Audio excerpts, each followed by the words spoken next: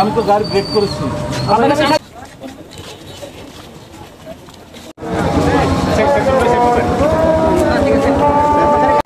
আগামী নির্বাচনকে সামনে রেখে এবং দেশের বর্তমান আইন শৃঙ্খলা পরিস্থিতির উপরে নির্ভর করে আমাদের যৌথ বাহিনী যেমন নৌবাহিনী, কোস্টগার্ড, থানা পুলিশ এবং ট্রাফিক পুলিশ সমন্বয়ে আমরা বিভিন্ন জায়গায় হুটহাট করে চেকপোস্ট করি। এই চেকপোস্ট শুধু এটা নয় যে গাড়ির বিরুদ্ধে ব্যবস্থা নেওয়া, এমনটা নয়।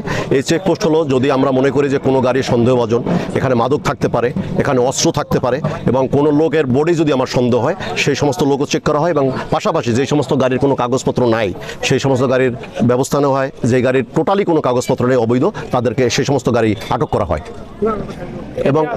এবং আজকে এরকম একটা অভিযান হয়েছে, এখানে প্রায় 15টি গাড়ির মতো আটক করা হয়েছে এবং যে সমস্ত গাড়ির কাগজপত্র ছিল না তাদের বিরুদ্ধে আইনগত ব্যবস্থা হয়েছে এবং যারা এই রাত্রিবেলা এলইডি লাইট এবং টোটাল কোনো হেডলাইট ছিল না সেই সমস্ত গাড়ি আটক করা এবং প্রসিকিউশন দেওয়া হয়েছে।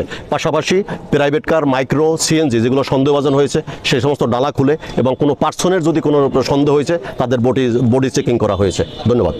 এতে আপনাদের কোনো সমস্যা হচ্ছে কিনা চেকপোস্ট পরিচালনা করতে? না, চেকপোস্টের সমস্যা তো হবেই। অনেক সময় চেকপোস্ট করতে গেলে মানুষ বিভিন্ন কজ দেয়, কাগজপত্র বাসায় রেখে আসছি, গাড়ির মালিক আর একজন, তারপর অনেক সময় অনেক ফোন টোন আসে। এটা সব সময় ছিল, এখনও আছে, কিন্তু আমরা ওই ফোন এবং কোন দপ্তর সেটা বড় কথা নয়।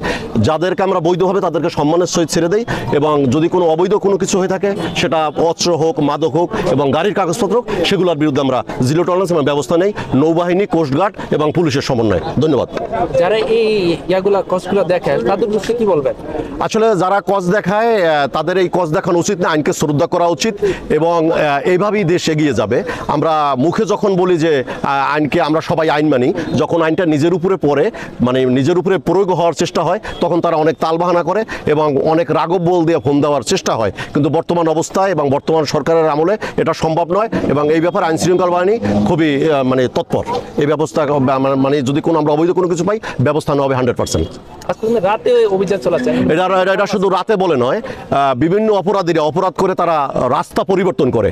আইন শৃঙ্খলা বাহিনীও যদি মনে করে যে অপরাধী রাস্তা পরিবর্তন করেছে এবং ওখানে ওই রাস্তার মাথায় আইন শৃঙ্খলা বাহিনী যায় সামনে দাঁড়াই থাকবে। অপরাধীরা যেরকম রাস্তা পরিবর্তন করবে আইন শৃঙ্খলা বাহিনী পরিবর্তন করে হুটহাট করে, রাত্রিবেলা না, রাত্রি দিন ভোরে যখন মনে হবে তখনই আমরা আগামী নির্বাচনের সামনে রেখে এরকম ব্যবস্থা নেব, ইনশাল্লাহ চেকপোস্ট করবো।